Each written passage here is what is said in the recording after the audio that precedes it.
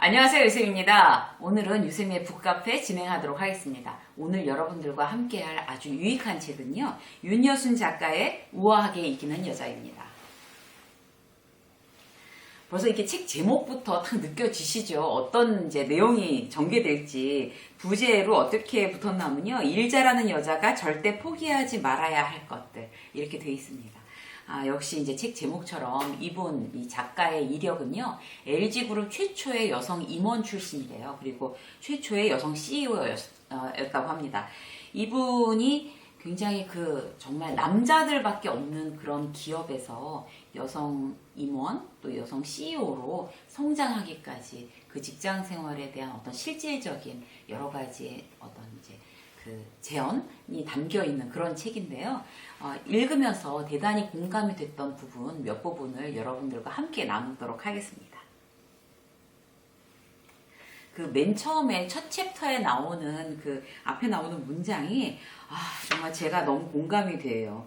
대단한 도전이라는 그런 챕터에 나오는 걸 이제 먼저 한번 읽어 드릴게요. 이 책이 어떤 메시지를 던지고 싶어 하는지 여기에다 함축되어 있는 것 같아요. 한 발 내디디어 얼음을 깨고 물속에 뛰어들어 헤엄을 쳐보기 전에는 물살을 가르고 나아가며 어떤 일이 일어날지 알 수 없다. 무슨 일이 일어날지 두려워 얼음 위에 발을 붙이고 있으면 얼음은 그저 딛고 서 있는 땅일 뿐이다. 얼음 밑에 새로운 세상과 그곳으로 안내할 물이 있다는 사실조차 잊어버리게 된다. 물론 얼음을 깨는 일은 용기가 필요하다. 설사 얼음을 깨고 물에 뛰어들어도 물이 너무 차고 물살이 세어 큰 화를 당할 수 있다. 그러나 물에 들어가 봐야 물을 알게 되고 헤엄치는 법도 배운다. 그리고 지금까지 해보지 못한 새로운 경험을 할 수 있다. 정말 너무 무슨 얘기인지는 알지만 두려움이 탁 밀려드는 그런 문장 아니에요? 그러니까 우리가 이제 살면서 어떤 새로운 도전에 대해서 두려워하고 겁먹죠. 그야말로 얼음 깨고 저 물 밑으로 들어가서 헤엄을 쳐야 되는데 헤엄치다 얼어 죽는 거 아니야? 우리 그런 생각 하잖아요. 직장 생활 하면서. 엄두가 안 나는 일. 그리고 내가 정말 누군가와 맞붙어서 정말 이렇게 싸워서 이겨야 되는 일. 그리고 왜 내가 할 수 있을까 과연? 이렇게 생각되는 굉장히 이제 무리한 어떤 목표. 그런 거를 이렇게 딱 앞에 놓고 직면했을 때 우리 이제 이런 생각을 하게 되죠. 내가 할 수 있을까 과연? 그러니까 내 나이, 내 학력, 어떤 내 스펙으로 이걸 할 수 있을까? 저한테도 상담 메일 오는 분들의 많은 비중이 제가 할 수 있을까요, 과연? 이런 걸 이제 상담을 해오신 분이 많으신 것 같아요. 그런데 이제 거기에 대해서 저는, 하실 수 있습니다. 물론 할 수 있죠. 라고 대답하지 않고, 정답은, 선생님께서 알고 계십니다, 이미. 라고 말씀드려요. 왜냐하면, 지금 윤여순 작가가 얘기하는 것처럼, 얼음 위에 얼음을 디디고 서 있을지 아니면 얼음 깨고 내려가서 아무리 춥고 정말 살을 애는 듯한 그런 아픔이 있더라도 내가 헤엄치는 법을 배울지 그거는 본인의 선택의 몫인 것 같습니다. 그런 이제 여러 가지 선택들을 해온 그런 이제 과정들이 이제 여기 나와 있어요. 이분은 40살에 직장 생활을 시작하셨대요. 그 전에는 이제 쭉 공부를 하신 것 같아요. 그래서 이제 보면 제일 이제 인상적이었던 게 일로 성장하는 사람이 되려면 이 챕터에 이제 나와 있는 게 있어요. 아주 대단히 인상적이고 재미있는 내용을 여러분들한테 하나 소개해 드릴게요. 이제 이분이 되신 거예요. LG에서 늦게 직장 생활을 시작해서 이제 임원이 됐어요. 최초 임원이. 그래서 그런 이제 임원들 다 같이 모이는 그런 어떤 워크숍에 이제 진행을 맡게 된 거예요. 그런데 여자 임원이 있다는 것도 처음이고 진행을 여자가 한다는 것도 처음이잖아요. 그래서 이제 게다가 이제 대부분 임원들은 이제 이 작가보다 굉장히 나이가 많으신 거죠. 그런데 이제 첫 세션을 딱 무사히 마치고 이제 무사히 마쳤다 이렇게 이제 생각하고 한숨 돌리고 있는데 어떤 임원이 이제 부르더래요. 근데 제일 인상적인 게 뭔가 하면 이분이 이렇게 얘기를 해요. 검지 손가락을 이렇게 안으로 구부려서 이렇게 했나봐요. 이렇게 오라고. 요새 같으면 정말 있을 수도 없는 일이죠. 근데 이제 예전에는 이제 이런 일이 사실 제가 직장 다닐 때만 되게 많았던 것 같아요. 근데 임원이 뭐라고 했냐면 여자가 아침부터 웬 목청이 그렇게 크고 높아? 이렇게 호통을 치셨대요. 그러니까 그분도 사실 임원이고 이 작가님도 임원인데 그 순간 갑자기 머리가 하얘졌대요. 호통도 호통이지만 이게 손짓이 이제 거슬린 거잖아요. 그런 손짓을 받고 기분 나쁘지 않을 사람이 없겠죠. 그래서 적잖이 이제 자존심이 상했는데 이분이 어떻게 대응을 했나 하면 두 번째 세션이 끝났을 때 그분한테 다시 간 거예요. 그래서 목소리 톤을 좀 낮췄는데 괜찮으셨나요? 아, 정말 내공이 대단하죠. 예.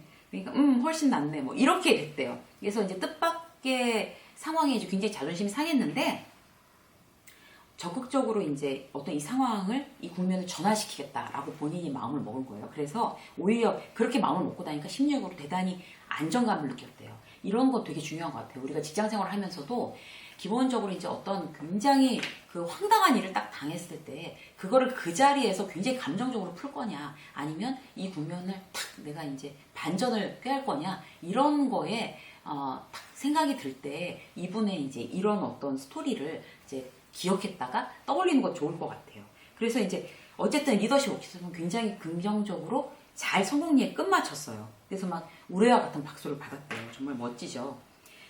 그래서 그 다음 제목이 이거예요. 즉각 반응하지 않는 선택의 지혜. 우리가 즉각적으로 반응할 거냐 말 거냐는 우리 선택의 문제인 것 같습니다. 즉각적으로 반응을 해야 될 때도 있어요. 뭔가 하면 굉장히 그런 일이 계속 반복돼서 나에게 어떤 이런 식의 모욕감을 계속 주는 것도 상대가 잘못된 일이라고 지속적으로 생각 안 하고 난 계속 지속적으로 당하게 되면 언젠간 한 번은 즉각적으로 반응을 해야 되겠죠. 근데 이제 처음에 내가 즉각적으로 반응을 할 건지 말 건지를 굉장히 지혜롭게 선택을 하라는 거예요. 그래서 이제 어떤 그런 베타성, 그러니까 남자들의 어떤 그 베타성의 강도가 굉장히 셌는데 그때마다 이제 이 작가님은 어떻게 했냐면 은근한 미소로 때로는 무언의 강한 눈빛으로 때로는 나지막하지만 강한 어조로 막아냈다. 정말 지혜롭죠. 네. 그래서 우리는 그 상황에서 지금 어떻게 이걸 대처할 건가. 그래서 이런 책들을 많이 읽어보면 이럴 때는 이렇게 대처를 해야 되겠다. 저럴 때는 저렇게 대처해야겠다. 그런 이제 답들을 참 많이 찾을 수 있을 것 같아요. 그리고 이제 이분이 한 제목 중에서 굉장히 또 아주 인상적이었던 건 피해보지 않는 여성을 넘어 큰 그릇을 가진 여성으로. 내가 이제 남자들이 많은 어떤 그런 기업에서 피해보지 않겠어 라는 거에 만족하지 않고 나는 큰 그릇이 될 거야 라고 어떤 그런 아예 그럼 스케일이 달라지잖아요. 그렇게 생각하고 그렇게 실천해 나가는 거 이런 걸 그런 어떤 마음 그런 어떤 자세가 이분을 최초 임원으로 만들지 않았나 싶습니다. 한 번은 이런 일이 있었대요. 이제 그 개편된 어떤 조직도 회사 사무실 배치도 사실 이런 거 굉장히 예민하잖아요. 그런데 이런 게 굉장히 굴욕적이고 수치스러울 만큼 그렇게 이제 본인이 당한 그런 때가 있었나 봐요. 나 그만두라는 말이야? 이제 이런 생각. 여러분들 이제 오래 직장 생활 하시다 보면 이런 느낌 드실 때 없으세요? 저도 직장 생활 할 때 이런 순간들이 있었던 것 같아요. 근데 이제 이분은 이걸 어떻게 생각을 했냐면 이렇게 생각한 거예요. 이제 결국에 이제 그쪽으로 간 거예요. 그렇게 수치스러운 어떤 그런 조직도 이제 인사발령에 그대로 수긍하고 가서 어떻게 생각을 했냐면 나는 내게 없는 것에 마음을 빼앗기기보다 가진 것에 집중하기로 했다. 그래서 거기 그 여의도 본사로 이제 출근을 하면 많은 임원들을 만날 수가 있었대요. 그래서 여기에서 정말 그 현장의 사업 이야기를 듣고 비즈니스 현장을 피부로 느낄 수가 있었다. 어쩌면 MBA 못지않은 현장 교육이었다. 이분은 거기서 본인이 할 수 있는 거를 가장 나한테 유리한 거를 찾아낸 거죠. 그러니까 내가 정말 진짜 여기서 이렇게 밀려서 말이야 여기까지 왔어. 이래갖고 투덜대면서 이제 뭐 다른 데로 옮길까? 대충 해. 뭐 회사에서 알아주지도 않는데 이렇게 생각을 안 한 거죠. 여기에서 어떻게 하면 정말 최선 가장 여기에 있으면서 나의 그 효율을 높이고 이점이 뭘까? 이거를 생각한 거죠. 그리고 이제 왜 살면서 우리가 직장에서 이제 손해보고 있다라고 이제 여기 작가님처럼 이제 이런 경우가 딱 닥치면 우리도 그러면 지금 이제 투덜대면서 막 절망하면서 좌절하면서 그럴 게 아니라 여기에서 할 수 있는 나의 최선이 뭐지? 내가 여기에서 가장 성장할 수 있는 유익함이 어떤 걸까? 라는 어떤 그런 포인트를 생각해내는 거 결국 직장 생활을 성공하는 가장 큰 열쇠인 것 같습니다. 좋든 싫든 이것을 있는 그대로 받아들일 때 나의 감정을 조절할 수 있다. 감정이 앞서면 자존심이 상하고 억울하다는 생각이 든다. 억울하다고 느끼면 이성을 잃고 현명한 결정을 하기 어렵다. 우리 그런 때 참 많죠. 상황이 어떻든 감정을 잘 다스려야 지혜를 얻을 수 있다. 정말 그런 것 같아요.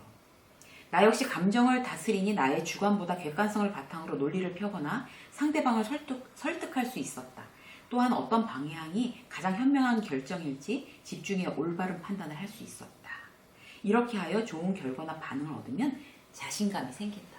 좋은 결과를 나오도록 최선을 다하고 그 좋은 결과가 나오면 자신감이 생겨서 선순환이 되는 거죠. 나는 누구보다 큰 그릇이 되고 싶었다. 남성 위주의 사회에서 휘둘리거나 피해의식을 갖고 대처하고 싶지 않았다. 남성과 겨루며 남성만큼 하는 것을 성공이라 생각하고 싶지 않았다. 그것이 내가 여성으로서 승리하는 길이자 나의 꿈을 펼칠 수 있는 길이었다. 너무 멋지죠. 네. 그래서 어떤 남자랑 싸우는 게 목적이 아니라 정말 나의 길, 더욱더 나의 그릇을 키우자. 어떤 이런 부분으로 생각한 거 너무 중요한 것 같아요. 자, 무한한 가능성이라는 그런 이제 챕터입니다.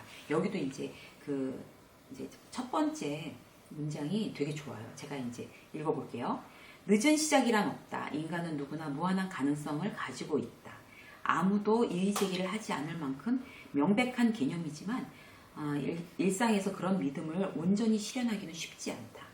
무한한 가능성은 10대 혹은 20대에나 꿈꿔볼 일이라고 생각하기 쉽다. 하지만 나는 나이, 성별, 환경에 상관없이 자신의 가능성에 대해 한계를 두지 말라고 말하고 싶다. 무한한 가능성은 나 자신에게서 나온다. 내가 진정으로 원하는 것이 무엇인지, 어떤 삶을 살고 싶은지, 무엇을 이루고 싶은지, 진정한 나를 찾으면 무한한 가능성의 문을 열고 나아갈 수 있다. 여러분은 이제 어떤 그 가능성에 대해서 어떻게 생각하세요? 여기 이 작가님은 모든 가능성은 나를 믿는 데서 시작된다. 이렇게 얘기하고 있어요. 여기에 대해서 정말 너무나 정말 동감하고요. 특히나 이제 이 부분에 나는 할 수 있다. 어떠한 상황에서든지 큰 그릇으로 나를 키우는 거. 이거에 대해서 굉장히 집중하신 것 같아요. 그리고 이제 그러면서 여자라면 피해 나갈 수 없는 거. 일과 육아 사이에서 흔들리고 있다면 이런 제목으로도 나옵니다. 육아에 대한 어떤 그런 이제 이분의 그 조언이에요. 나는 일하는 엄마가 올바른 교육관을 갖고 아이와 소통한다면 아이는 반드시 훌륭한 아이로 성장한다고 믿는다. 가장 중요한 것은 엄마가 아이를 키우며 일하는 데 대한 부정적인 감정을 버리고 좀 더 자신감을 가지고 당당해져야 한다는 것이다. 이 얘기는 정말 저도 이제 맨날 말씀드리는 거잖아요. 기본적으로 그 아이한테 계속 죄책감을 느끼는 건 아이한테나 엄마한테나 일하는 엄마한테나 결코 좋은 일 아닌 것 같아요. 시간을 많이 나눠주지 못하고 내가 24시간 케어하지 못한다고 해서 거기에 대해서 이제 죄책감을 가질 필요는 없어요. 엄마는 엄마의 인생을 굉장히 열심히 사는 걸 아이에게 보여줌으로 해서 어떤 교육보다도 훌륭한 교육을 이미 하고 있는 거거든요. 그런데 단 하나, 여기서 아이를 키우면서 아이한테 어떻게 집중해야 되는지, 굉장히 시간을 엑기스로 집중해서 쓰라는 거 제가 이제 그 영상에서 수차례 말씀드렸잖아요. 여기 있는 이 작가님도 똑같은 얘기를 하고 있어요. 뭔가 하면 퀄리티 토크. 정말 이 부분도 참 좋은 것 같아요. 자, 퀄리티 토크라는 건 뭔가 하면 아주 아이하고 집중적으로 진심을 가지고 아주 아이한테 제가 예전에 말씀드린 것처럼 온 우주에 너랑 나밖에 없어 라는 것처럼 그 아이한테 집중해서 얘기를 나누는 거죠. 그런데 여기는 작가님은 퀄리티 토크라고 표현했어요. 너무 중요한 것 같아요. 엄마가 아무리 늦게 들어오고 피곤해도 네가 하고 싶은 얘기 다 정리해 놓으면 엄마가 반드시 들어줄게. 약속해. 이제 이 작가님도 이제 따님이 굉장히 컴플레인을 했나 봐요. 엄마가 일하는 데 대해서. 그런데 이제 이런 약속을 한 거죠. 그래서 그 이후에 꼭 퇴근해서 들어와서 이제 아이의 얘기를 집중적으로 들어주는 거예요. 아이의 입장에서. 그렇게 하는 것만으로도 이제 아이는 대단히 많이 만족하죠. 그래서 보통 이제 막 제일 나쁜 경우는 이런 거예요. 죄책감을 가지고 지쳐서 들어와서 애하고 제대로 얘기도 못 해주고 지쳐서 자고 대충대충 건성건성하고 그 다음에 이제 회사 나가서 또 아이 생각하면서 미안해하고 이건 정말 악순환인 거죠. 그래서 우리도 이제 퀄리티 토크, 아이랑은 퀄리티 토크를 한다. 이렇게 이제 꼭 이제 생각하시면 될 것 같아요. 나는 좋은 육아, 좋은 교육은 부모가 어떤 생각과 철학을 갖고 어떤 행동을 하며 실제로 어떤 삶을 사느냐에서 비롯된다고 생각한다. 일을 하느냐 하지 않느냐와 상관없이 어떤 상황에서든 엄마가 최선을 다하는 모습, 그 자체가 아이의 인생을 살아가는데 가장 필요한 산 교육일 것이다. 이렇게 말씀입니다. 아이는 바르게 성장할 수 있다. 믿어도 좋다. 이제 이렇게 말씀을 하시는데 여기에 대해서 이제 한 가지 딱 더 말씀드릴 건 뭔가 하면 그래도 이 작가님 얘기가 맞아요. 그 나의 어떤 그런 최선을 다하는 모습을 아이한테 보여주면 아이는 어쨌든 내가 24시간 끼고 키우지 않아도 반드시 훌륭한 어른으로 성장해 나갈 거다라는 거에는 확신을 가지셔도 좋습니다. 그러나 그 중간중간에 아이가 아플 수도 있고 잠깐 옆길로 새나갈 수도 있고 그럴 수가 있어요. 근데 그럴 때마다 내가 안 키워서 내가 직접 전업주부로서 애를 키우지 않아서 애가 저렇게 됐어라고 절대로 죄책감을 가지실 필요가 없다는 얘기죠. 전업주부가 키워도 아이가 아플 수도 있고 그 다음에 아이가 중간에 옆길로 셀 수도 있고 그렇잖아요. 그런데 이제 그런 부분에 대해서 정말 아이를 믿고 아이가 이제 이런 시기도 이제 성장 과정이다. 거치는 거고. 이제 이렇다라고 생각을 하고 어떤 본인이 죄책감을 가지지 않는 부분도 대단히 중요한 것 같습니다. 저도 이제 일하면서 아이가 이제 아팠던 경험이 있어서 그래서 이제 퇴직을 하고 이랬다고 아시는 분들은 다 아시거든요. 근데 그럴 때 저는 제 자신을 굉장히 자책했던 것 같아요. 그런데 지금 생각해 보니 우리 아이는 그때 이제 어떤 내가 안 키워서가 아니라 내가 워킹맘으로 정말 일 중독에 빠져서 있었기 때문이 아니라 정말 그 아이는 그 시기에 어떤 아플 수밖에 없었던 정말 그런 이유가 있었겠구나 라고 생각하고 지금은 이제 완전히 회복됐거든요. 그래서 그런 이제 엄마들이 저처럼 아이가 혹시 아프거나 이랬을 때 너무 죄책감을 가질 필요는 없다. 이런 걸 이제 또 한 번 말씀을 드리고 싶습니다. 자, 한 가지만 이제 더 이제 읽어드릴까요? 그리고 이제 리더에 대한 이제 이야기인데요. 굉장히 좋은 이야기들이 많은데 시간 관계상 리더에 대해서 대단히 공감이 되는 내용 한 가지만 말씀을 드리면 왜 우리 사내 정치라는 그런 얘기 많이 하잖아요. 회사에서. 그런데 이제 보통 여자들은 그렇게 이제 남자들처럼 막 그렇게 사내 정치에 막 적극적으로 그렇게 뛰어들거나 그러지 않아요. 보통. 그런데 그거에 대해서 나도 저렇게 해야 되나? 그렇게 걱정하시는 분들이 계신다니까요. 이제 직급이 올라가면 올라갈수록. 그런데 이제 이 작가님께서 얘기하는 어떤 그런 사내 정치, 그런 진정한 리더, 이런 부분에 대해서 이분의 생각이 너무나 이제 여러분들한테 전해드리고 싶어서 이것도 한번 읽어드릴게요. 진정한 영향력을 발휘하는 리더가 되려면 반드시 조직이 어떻게 움직이는지, 조직 내에서 어떤 정치가 일어나고 있는지 알아야 한다. 여기서 반드시 주의할 점이 있다. 정치를 알되 정치적이지는 말아야 한다는 것이다. 특히 여성이 지나치게 정치적일 때는 자칫 쓸모없는 정치적인 게임에 휘둘릴 수 있다. 그리고 비판받는 존재가 되기 쉽다. 이거는요, 정말 이건 이론이 아니라 현장에서 일해본 그런 여성들만이 해줄 수 있는 조언입니다. 굉장히 참 여러분들이 이렇게 메모하셨다 꼭 기억하셔야 될 내용인 것 같아요. 귀한 정보는 나의 일신이 아닌 내가 하는 일에 귀하게 쓰면 된다. 사내 정치에 대해서 남자들을 흉내내면서 그들의 왜 그런 참 몹쓸 그야말로 사내 정치를 흉내내고 거기에 뛰어드는 거는 결국 바람직한 일이 아니다라고 얘기하고 있습니다. 그런 정보는 물론 정치적인 일은 어떤 정보든지 전부 다 꿰고 있어야 되겠지만 특히 리더라고 하면 거기에 휘둘리지 않고 휘말리지 않은 어떤 그런 중심을 잡아가는 거는 그 여성 리더로서의 대단히 중요한 자질이라고 할 수 있습니다. 자, 또 좋은 내용들이 참 많은데 다른 좋은 내용들은 여러분들이 이제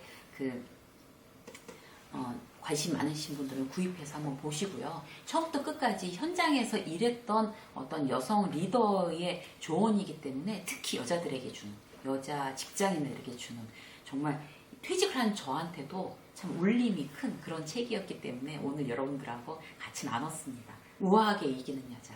여러분들도 제목처럼 대단히 이제 이런 어떤 오늘 말씀드린 윤여순 작가의 어떤 그런 현장에서 있었던 그런 팁, 를 잘 활용하시고 잘 메모하시고 잘 기억하셨다가 우아하게 이기는 슬기로운 직장생활 되시기 바라겠습니다. 이세미의 북카페 오늘 여기까지 하겠습니다. 고맙습니다.